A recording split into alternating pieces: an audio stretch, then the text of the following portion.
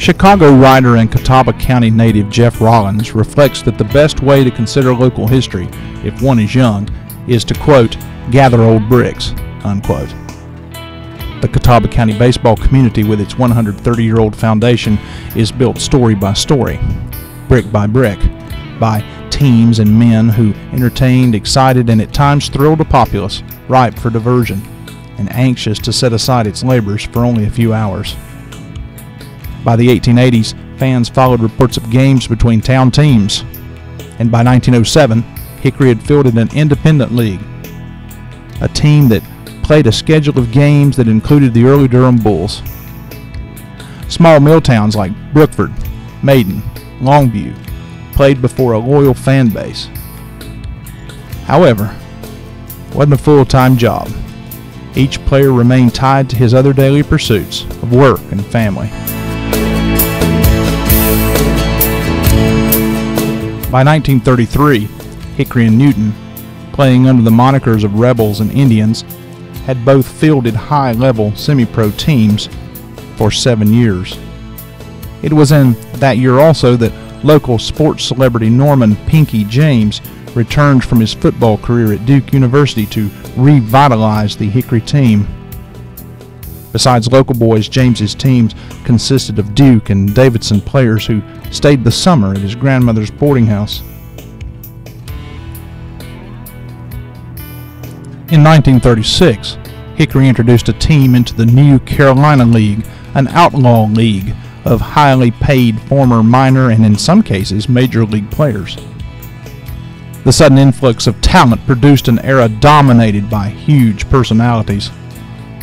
Former Sing Sing prison star Alabama Pitts and veteran hurler strutting Bud Shaney materialized to dominate in Gastonia and Charlotte.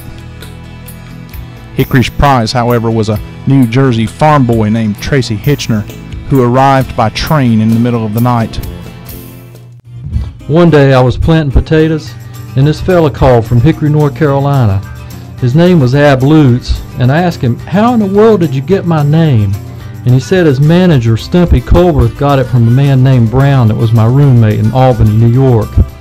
I said, "Well, what do you pay down there?" He was going to pay me more money than I was making in Albany in the International League. I told him if he would send me transportation from Philly to Hickory and from Hickory back to Philly, I'll come down there and see if I like it. They sent me the money. I came down and I got off the train at the depot. This taxi driver came down there hollering, "I'm looking for a ball player. I'm looking for a ball player." I said, "If you're looking for a ball player, it might be me." So he got me and he took me to a boarding house, and he said he was supposed to take me out to the ballpark later. When I did get to the ballpark and looked around, I was ready to catch the next train out of there. They had lights that didn't even light the outfield very good, and they had a dirt infield and cement bleachers that would hold 2,000 or 3,000 people. I wasn't used to playing ballparks like that. When the game started, there was a packed house, about 4,000 spectators. About the fourth inning, our pitcher got hit in the elbow, and Stumpy Colberth, our manager, was hollering, "Who can pitch on a short warm-up?"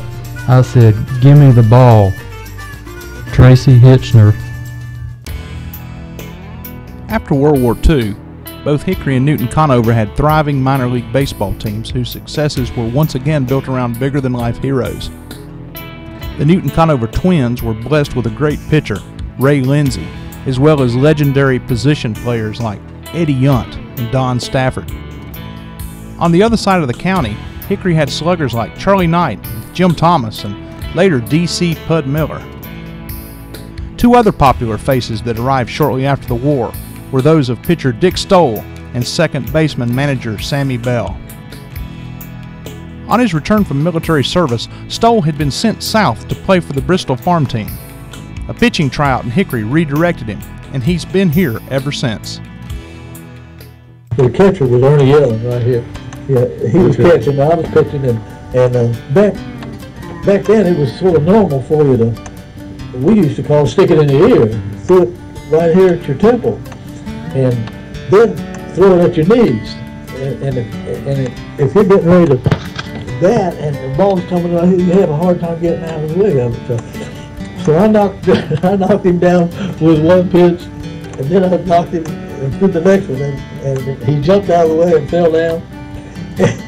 And he got up and grabbed the bat and came out to running out the mound after me. And I told Ernie, I said, Ernie, throw me the ball, throw me the ball. And he got about halfway between home plate and pitcher's mound. And I said, don't come any closer now, man. Damn it, I got a job to do. And he said, let me tell you, little son of a bitch, if you do that again, I'll kill you. And I said, well, just go back in there. I said, it's you know, I got work to do. And he said, I told you, don't you do that anymore. I said, and he had the bat, I'll never will forget, he had the bat halfway in the middle of the bat, shaking it at me like this. And I thought, I finally talked him into getting back in there and hit. So, I don't know whether we won or lost, but anyway, I'm in there taking a shower, and here he comes after me.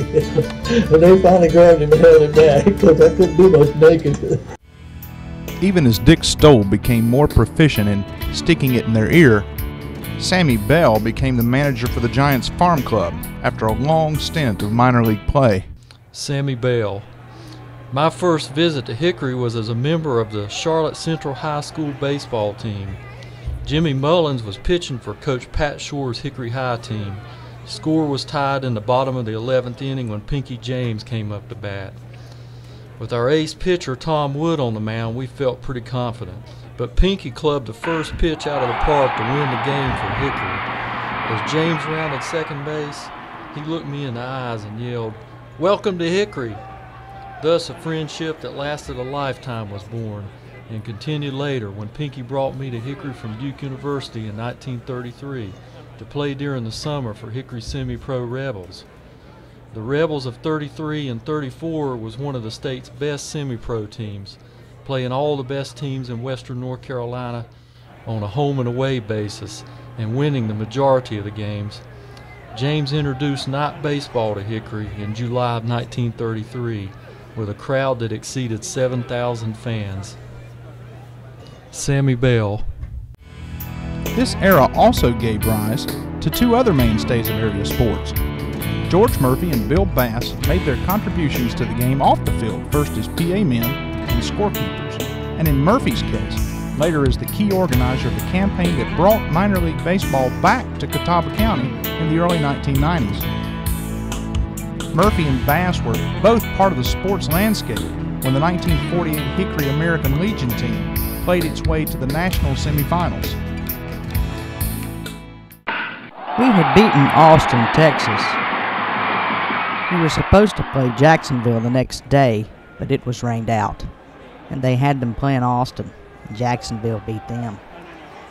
I believe Jacksonville beat them 8-5. Anyway, the next day it rained again. We didn't have but one set of uniforms, and as with most teams at the time, our uniforms were wet. They dried them out, but they were still heavy. Old wool uniforms in them days. They were actually nice uniforms, pinstriped like the New York Yankees wore. Hickory Post 48 written across them. And after 2 days of rain, they decided they were going to let Jacksonville and Austin, Texas finally play. We knew that wasn't right. We tried to work with them on that deal, but they went ahead and let them play. Jacksonville beat Austin, and then Jacksonville played us again and beat us that day. I believe the score was 3-2. Anyway, we got eliminated on a one-game series instead of a double elimination. The reason they did that is because they only had a certain amount of days to get those games in. Now, I started doing the Legion ball games in the early 50s, about the same time as Lenore Ryan football. George and I would swap out duties. We had such a fine booth, outhouse at the top of the hill. Abner Horn was the janitor at the time, and we called for Abner Horn. That meant more chasers. George was out of chaser. Ab was the groundskeeper and worked in maintenance for Lenore Ryan. I can see Ab now, stripping that infield. He'd use his car, tie an old scraper on the back, and because the infield wasn't grass in those days. Bill Bass. I was out there one night, Hickory Rebels, from the green, have a PA system, and formed several friends, and he sold ads between innings. I said, why don't you sell more ads? He said, I don't like to sell ads, it's too much trouble. I said, "Will you make money?" He said, "Yeah, but it's too much trouble. You're not going to sign company, so I'm not worried about that." He said, "You want to sell the top on me?" I said, "Yeah, I'd be glad to." He said, "Well, I'll pay you something." I said, "You will?" He said, "Yeah." He said, "Well, they asked for $50 for a season, and the season's about half of us, it'll be $25. I'll tell you what I'll do, I'll give you $12 and a half. We'll split it." I said, "Fine." So I went to work the next day, Sunday ads, and sold a lot of ads, and had a good time. And towards the end of the season, Corbin said, "George, I'm tired of this. I'm now singing the PA system." He said, "Why don't you just buy my public address system and take it over?" I said, "I will." So I bought it and took it over and started some ads. So a lot of ads next season. Made $1,000.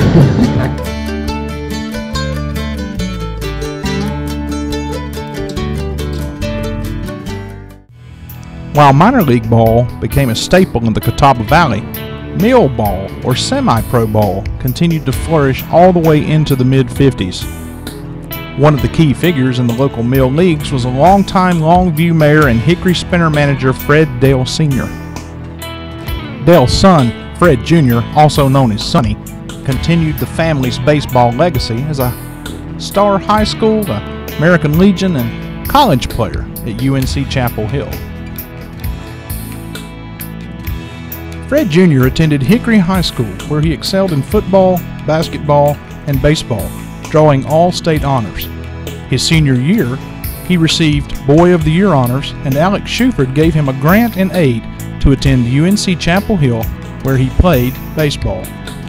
We lived in Emerson Stadium in rooms under the bleachers. It was a great place to live because with the location of the girls' dorms, they all had to walk by our windows on the way to the cafeteria.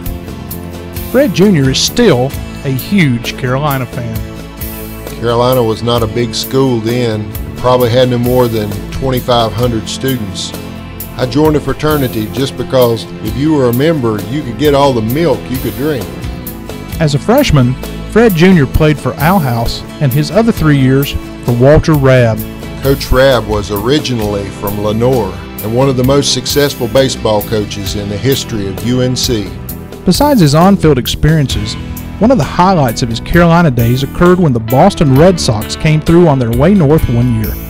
Dale witnessed one of Ted Williams' mammoth home runs.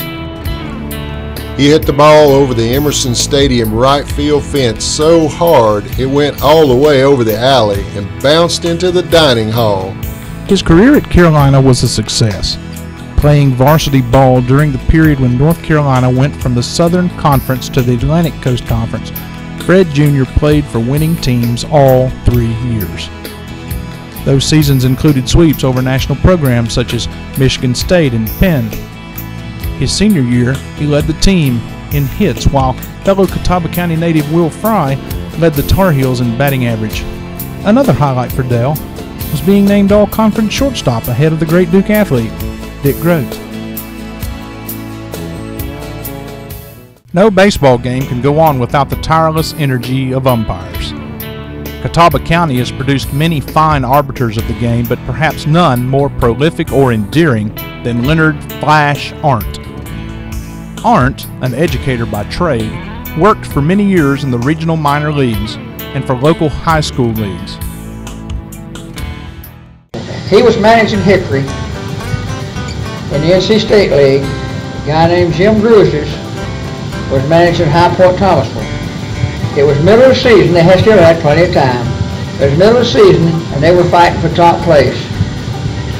Well, I had the game down in Thomasville. It was Dairy night. They had about 5,000 people in the stands.